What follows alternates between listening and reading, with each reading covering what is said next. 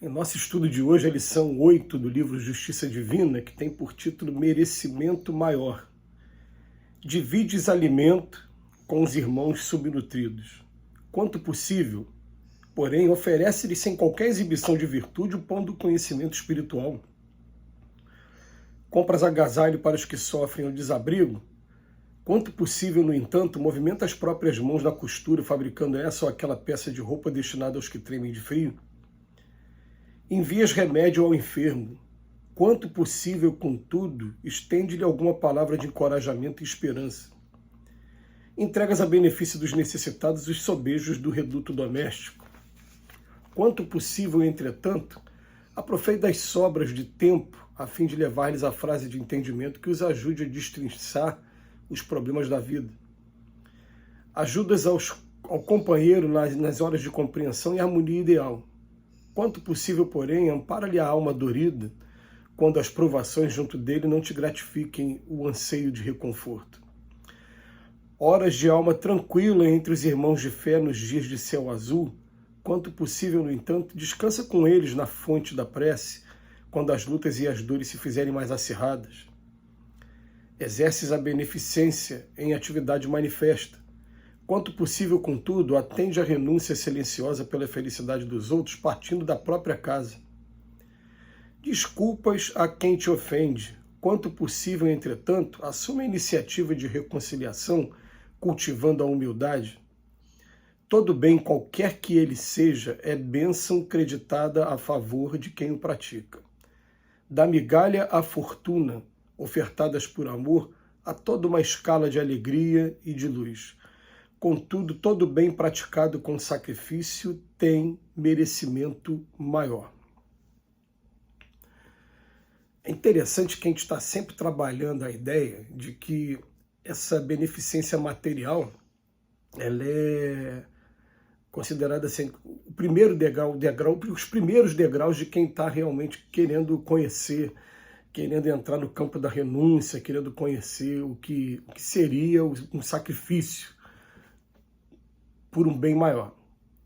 A gente ainda está saindo do ego, e o primeiro exercício para a gente sair do ego é a beneficência material. E acaba sendo a beneficência mais fácil de você praticar. Você procura ver o que está sobrando materialmente, ou então em condições que você tem, sem trazer no início prejuízos para a sua economia doméstica, e faz a sua doação. Mas a gente lembra que quando a gente pega lá no Livro dos Espíritos, uma pergunta que Kardec faz assim: o que é a caridade segundo entendia Jesus? Ele traz 3 respostas que não se enquadram, nenhuma delas, na caridade material. Ele fala: é benevolência para com todos, que você ser bom para todos não está no campo material. É o perdão das ofensas, que também não está no campo material, e também a indulgência com as imperfeições dos outros. Então, na hora de falar da caridade mesmo, caridade, ele usa esses 3 termos, que na verdade é o que vai significar o amor ao próximo como a si mesmo, que é todo o resumo da doutrina de Jesus. Aí a gente começa a perceber o seguinte: o Emmanuel, ele pega hoje na lição, ele vem falar aquilo que está sendo sempre incentivado nas casas espíritas já há algum tempo. Hoje a referência do espírita no Brasil está mais voltada para assistencialismo do que qualquer coisa, né? Então ele vem falar: o alimento, que é a cesta básica, é muito raro você encontrar um centro espírita que não tem o trabalho de cesta básica. Outra coisa, o agasalho também, principalmente quando chega o frio, é muito raro também você encontrar um centro que não distribua agasalho. Esses são os básicos, né?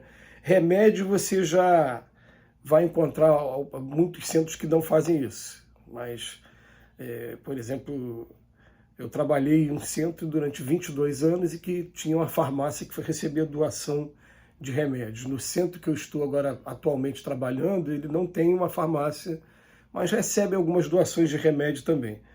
Aí depois ele fala as sobras do reduto doméstico, esses materiais que a gente não usa mais, os móveis, utensílios, nossa, tudo bem.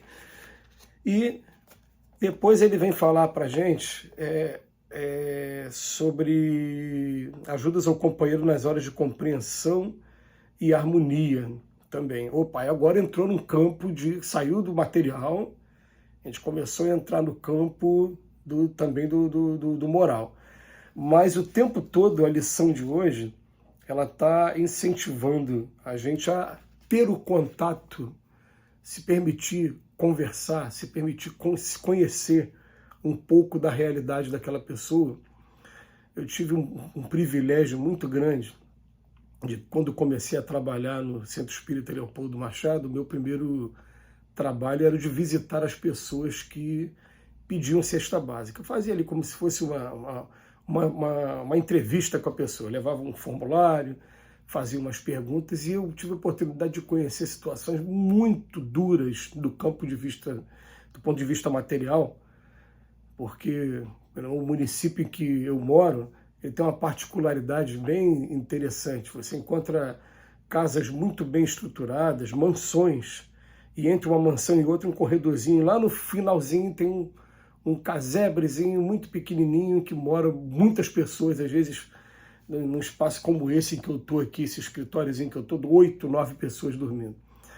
E você começando a olhar para a pessoa e depois conversando com a pessoa, tendo uma noção da limitação material que ela tem e conversando com a pessoa, você tem uma dimensão do tamanho da prova e tem uma dimensão, até uma intuição do que você pode estar conversando com aquela pessoa e orientando aquela pessoa.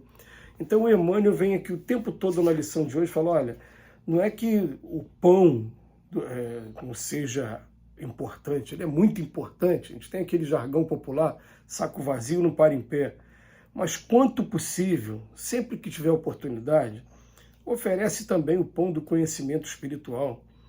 E uma coisa interessante, né, que a gente vê, olha, são todas etapas. A primeira etapa para você sair do ego é você começar com a caridade material. A segunda etapa, quando você começa a entrar na caridade moral, você só quer falar de versículo bíblico, você só quer falar de evangelho, você quer ser um pregador moralista, quando na verdade não é isso, não se trata disso. O que se trata é de você entrar um pouquinho, se permitir entrar um pouquinho na intimidade da pessoa. Quantos filhos tem? Você está tendo problema? O que está acontecendo com o seu filho? Tal. E aí você começa a se interessar por aquela pessoa e ir trazendo mais os ensinamentos cristãos através de atitudes do que somente de palavras, né? A gente ficou pensando muito nisso durante muito tempo, porque a gente faz até hoje um trabalho de visita. O nosso trabalho hoje é toda quinta-feira na parte da manhã. A gente vai na casa de pessoas que não têm condição de vir até o centro para tomar passe. E quando chega lá, vamos abrir uma página, como se fosse esse livro aqui, o Justiça Divina. Vamos abrir uma página, ler a página e comentar, né? Aí quando a gente comenta, é o momento de deixar a pessoa também desabafar, falar dos seus problemas domésticos, deixa ela falar e ela vai mostrar para você a dificuldade que ela está passando e vai mostrar para você aonde você vai poder ajudar mais ou menos. Isso se chama calor humano. A coisa fica muito fria se a pessoa vier à nossa casa, ao nosso encontro, somente para receber roupa, para receber cesta básica, para receber remédio. Fica muito fria mesmo. Parece que é uma estatística. Porque pelo menos, né, os trabalhos que eu conheci, a pessoa faz um controle, tem que saber quantas cestas vão ser entregues, faz o cadastro de família, e depois chega lá na hora, qual é a família que está aí? Entrega e tchau, benção, né? Fica uma coisa muito fria.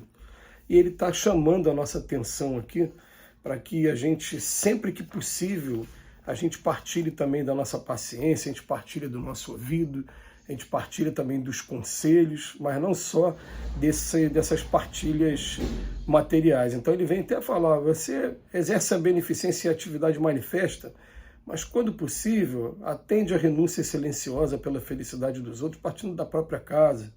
Desculpa também a quem te ofende, chama atenção até para dentro da casa, e ele fala para a gente aqui no final, todo bem que é praticado com sacrifício, ele tem merecimento maior.